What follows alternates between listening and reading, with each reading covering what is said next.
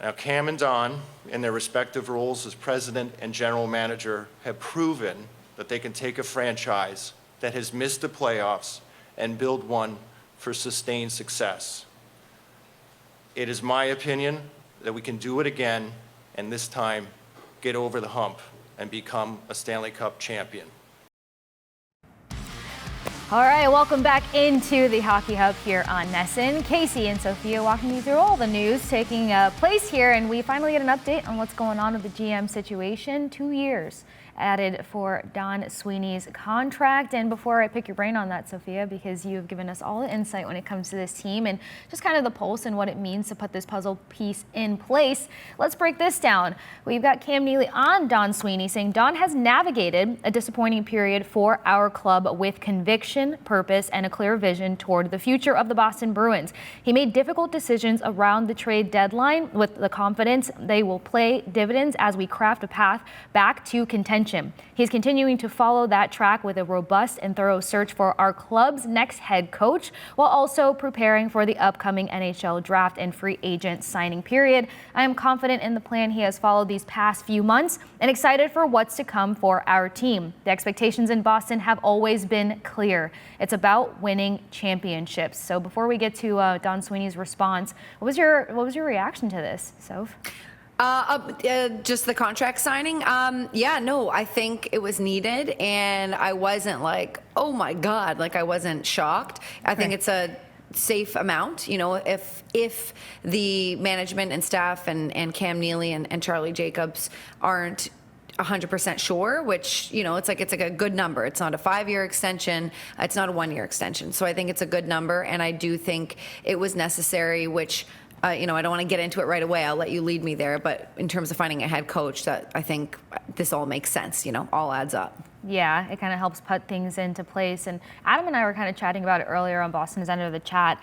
In my personal opinion, it's just kind of like one less thing to worry about while you're going through a retool, because we talked about some head coaches that potentially needed that security to know, okay, who's kind of at the helm here before we sign on to what's coming up next. Don Sweeney did say, I'm very appreciative to Charlie, the entire Jacobs family, and to Cam for their continued trust and support. It's an honor to be part of a franchise with such a storied history and passionate fan base. I fully understand and embrace the responsibility that comes with this role. Our fans have high expectations for this team, and so do I. The collective goal is to build a team that makes Bruins fans proud and ultimately brings another Stanley Cup back to Boston.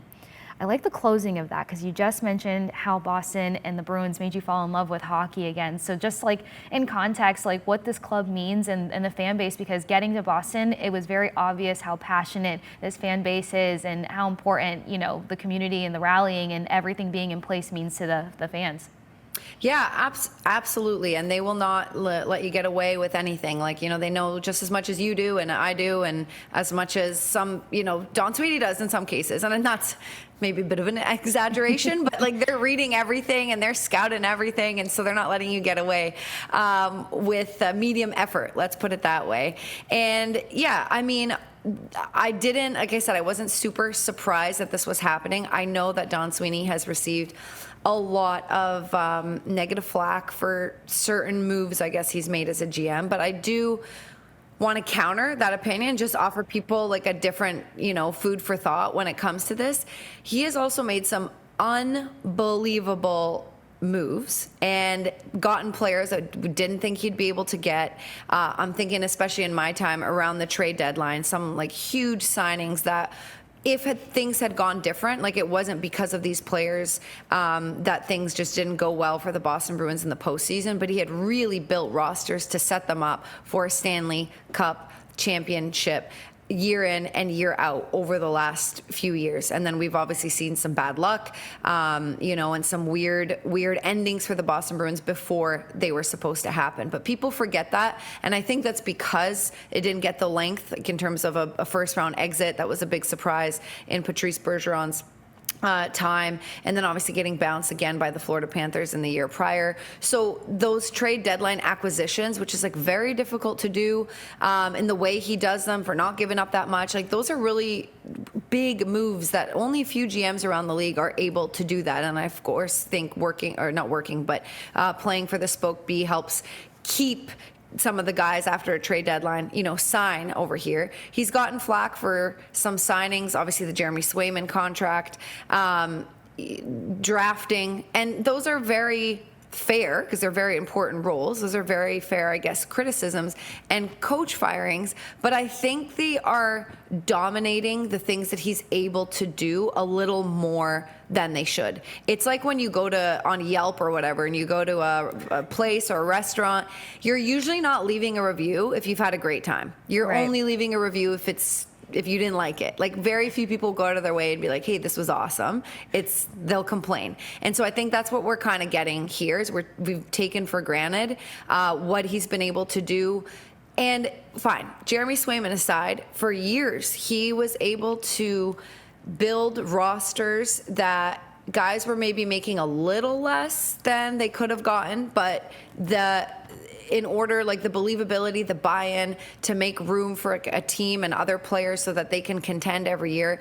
He's really good at that. And if you talk to some of the players, obviously most of them want max money, but they also understand that max money doesn't mean much if you're not playing for a team that's contending all the time. You know what I mean? Mm-hmm. And I think Don Sweeney's done an excellent job of that. And yeah, I mean, this is just me kind of offering a little bit of a different perspective, not to say that some of the criticism isn't valid, but I think people are kind of like, this is crazy. Some of the criticism is like, this is crazy. He's fired a couple coaches. He's also done a lot of good things, and not for nothing, Team Canada has a lot of options when it comes to who they want in their head office. And the Olympics were canceled because of COVID, but Sweens was going to be a part of that. The Four Nations tournament, like, he's consistently participating in Team Canada tournaments, and that's not a small thing. Yeah. And at least the biggest thing being that hopefully it's the puzzle piece that starts to get us on track for who the next head coach is going to be, because we've talked about it a lot here on Hockey Hub, Boston Senator Chad, just NESN in general, and it may have swayed some coaches from potentially entertaining the conversation of wanting to come to Boston, because you got to know who the head guy is at the helm to get things done. So I think 2 years is a testimony to, let's see what happens during this retool. Let's see how fast the guys that need development get up to speed. Let's see what veterans step up and where the vocality lies. I think it's interesting to see that the captain conversation is going a couple of different ways, and Razor gave us some different insight. We could see maybe a couple of A's and just see who steps up over the next course of the year and the season and stuff. So it is important to point out the positives, because at the end of the day, it's all hands on deck to figure out what's next and what to anticipate for the upcoming move. But do you think that we finally will get some head coaching news soon? I mean, I hope soon, but again, I think because I do think one of the candidates we've mentioned a couple times is currently working. So I think we'll just have to, I think it might be a kind of a postseason thing, depending on elimination and who makes it. So absolutely. I mean, I obviously I don't have insight, to be honest with you. I haven't talked to Don Sweeney about like who is in the final five or whatever it is. I don't know that. We're all kind of speculating. Yeah, we're all speculating. What's happening over there. But if one of them is still playing with the team, working with the team, then we might have to wait a little longer. And if someone who's not is running away with it, we'll find out obviously soon enough. But I wouldn't be surprised if we waited for this round to be over and even potentially the final before we had our decision. So it could be days, it could be weeks. I'm leaning towards weeks for sure.